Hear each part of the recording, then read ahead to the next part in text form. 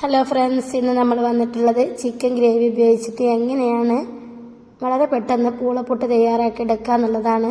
അപ്പോൾ നമുക്ക് ഇഞ്ചി, വെളുത്തുള്ളി, കറിവേപ്പില ഇവ ഒന്ന് നന്നായി വഴറ്റിയെടുക്കുക. ഇത് വഴന്ന് വരുമ്പോഴേക്ക് ഇതിലോട്ട് നമുക്ക് സവാള അരിഞ്ഞത് ചേർത്ത് കൊടുക്കുക. സവാള അതേപോലെ ഒന്ന് വഴന്ന് വരുന്നത് വരേക്കും നമ്മളൊന്ന് ഇളക്കി കൊടുക്കുക. ഈ സവാള വഴന്ന് വരുമ്പോഴേക്കും അതിലോട്ട് ഉരുളക്കിഴങ്ങിട്ട് കൊടുക്കുക. ഉരുളക്കിഴങ്ങിട്ട് കഴിഞ്ഞാൽ അടി പിടിക്കാനുള്ള ചാൻസ് ഉണ്ട്. നല്ല വെണ്ണം ഇളക്കി കൊടുക്കണം, അല്ലാന്നുണ്ടെങ്കിൽ നമ്മൾ കൂടുതൽ എണ്ണ ഒഴിക്കേണ്ടി വരും. ഇനി നമുക്ക് ഇതിലോട്ട് തക്കാളി ചേർത്ത് കൊടുക്കാം. ഉരുളക്കിഴങ്ങിന് അല്പം വേവുണ്ട്, അതുകൊണ്ട് അത് വെന്തതിന് ശേഷമാണ് നമ്മൾ തക്കാളി ചേർത്ത് കൊടുക്കുന്നത്. അപ്പോൾ തക്കാളിയും കൂടി ഒന്ന് ചേർത്ത് കൊടുക്കുക. തക്കാളി ഇട്ട് കഴിഞ്ഞാൽ നമുക്ക് ആവശ്യത്തിലുള്ള ഉപ്പും കൂടി ചേർത്തതിന് ശേഷം ഒന്ന് വഴറ്റാൻ വേണ്ടി വെക്കുക. നന്നായി വഴറ്റിയെടുക്കുക. ഇത് ഉരുളക്കിഴങ്ങ് ഇട്ടത് കൊണ്ടായതുകൊണ്ട് നല്ല വെണ്ണ നമ്മൾ ഇളക്കി കൊടുക്കണം, അല്ലാന്നുണ്ടെങ്കിൽ അടി പിടിക്കാനുള്ള ചാൻസ് ഉണ്ട്. ഇനി അരിഞ്ഞ് വെച്ച് ക്യാപ്സിക്കം ഇട്ട് കൊടുക്കുക. ഈ ക്യാപ്സിക്കത്തിൻ്റെ ഫ്ലേവർ ഇതിൽ ചെല്ലുമ്പോൾ ഭയങ്കര നല്ലൊരു ഫ്ലേവറായിരിക്കും. നമ്മൾ പച്ചമുളക് ചേർക്കണക്കാട്ടി ടേസ്റ്റുമാണ്. പിന്നെ ഇത് കഴിക്കുമ്പോൾ തന്നെ നമുക്ക് എരിവൊന്നും അനുഭവപ്പെടില്ല. അപ്പോൾ അതും കൂടി ഒന്ന് ചേർത്ത് കൊടുക്കുക. നിങ്ങളെ കയ്യിലുണ്ടെങ്കിൽ ചേർക്കുക, ഇല്ല വിചാരിച്ചിട്ട് കുഴപ്പമൊന്നുമില്ല, അത് ഓപ്ഷനിലാണല്ലേ. പക്ഷെ അത് ചേർക്കുന്നുണ്ടെങ്കിൽ പ്രത്യേക ടേസ്റ്റ് ഉണ്ട്. ഇനി നിങ്ങളെ കയ്യിൽ ഇതേപോലെ തന്നെ ചിക്കൻ്റെ ക്യൂബ് ഉണ്ടെന്നുണ്ടെങ്കിൽ അതും കൂടി ഒന്ന് ചേർത്ത് കൊടുക്കുക.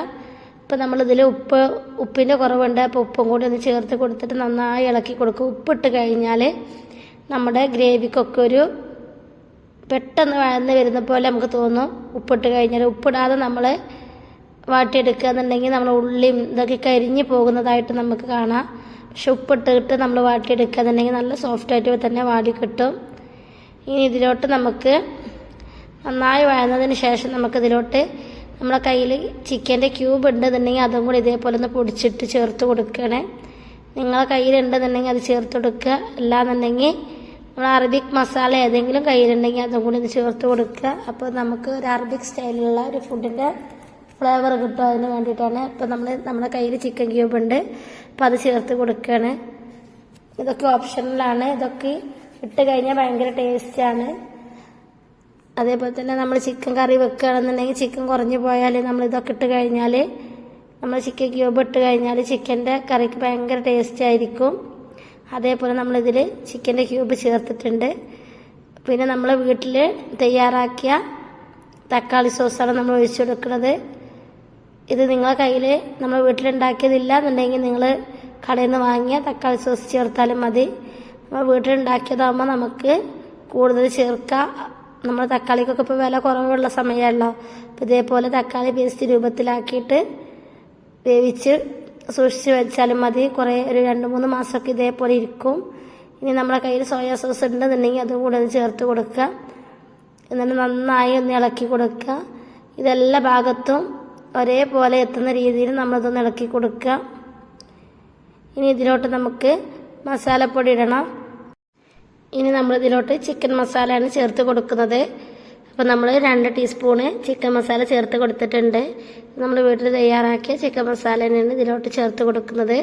അപ്പോൾ അതും കൂടി ചേർത്തതിന് ശേഷം നന്നായി ഒന്ന് ഇളക്കി കൊടുക്കുക. 2-3 ടീസ്പൂൺ നിങ്ങൾക്ക് വേണമെങ്കിൽ ചേർത്ത് കൊടുക്കുക. നമ്മുടെ ചിക്കനനുസരിച്ചും മസാലക്കനുസരിച്ചുമാണ് നമ്മൾ ചേർത്ത് കൊടുക്കേണ്ടത്. വേറെയുള്ള പൊടികളൊന്നും നമുക്ക് ഇതിലോട്ട് ചേർത്ത് കൊടുക്കണമെന്നില്ല. ചിക്കൻ മസാല മാത്രം നമ്മൾ വീട്ടിൽ തയ്യാറാക്കിയത് കൊണ്ടാണ് ചിക്കൻ മസാല മാത്രം ചേർത്തത്. അല്ലാന്നുണ്ടെങ്കിൽ നമ്മൾ മഞ്ഞൾപ്പൊടി, മല്ലിപ്പൊടിയൊക്കെ ചേർത്ത് കൊടുക്കേണ്ടതായിട്ട് വരും. പക്ഷെ അതിനൊന്നും ആവശ്യമില്ല, നല്ല ടേസ്റ്റാണ്. ഇനി നമുക്കിതിലോട്ട് കഴുകി വെച്ച ചിക്കനൊന്ന് ചേർത്ത് കൊടുക്കുക. ഇതിൻ്റെ കൂടെ നമ്മൾ അല്പം വെള്ളം കൂടി ചേർത്തതിന് ശേഷം ഒന്ന് വേവാൻ വേണ്ടിയിട്ട് വെക്കുക. നമ്മൾ ഇതിലോട്ട് അല്പം ചുടുവെള്ളം കൂടി ഒഴിച്ചതിന് ശേഷം ഒന്ന് നന്നായിട്ട് ഇളക്കി കൊടുക്കുക.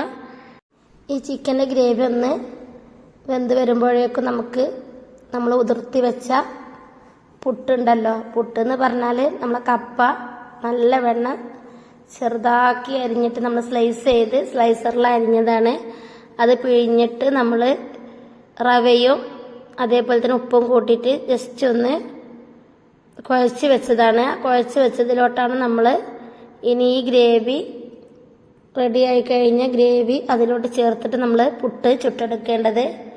ഇനി എങ്ങനെയാണ് പൂളപ്പുട്ട് ഉണ്ടാക്കിയെടുക്കുക എന്നുള്ളത് നമുക്ക് വേറൊരു വീഡിയോയിലൂടെ കാണിക്കാം. എല്ലാം കൂടി ആകുമ്പോൾ വീഡിയോ ലെങ്തായി പോവും.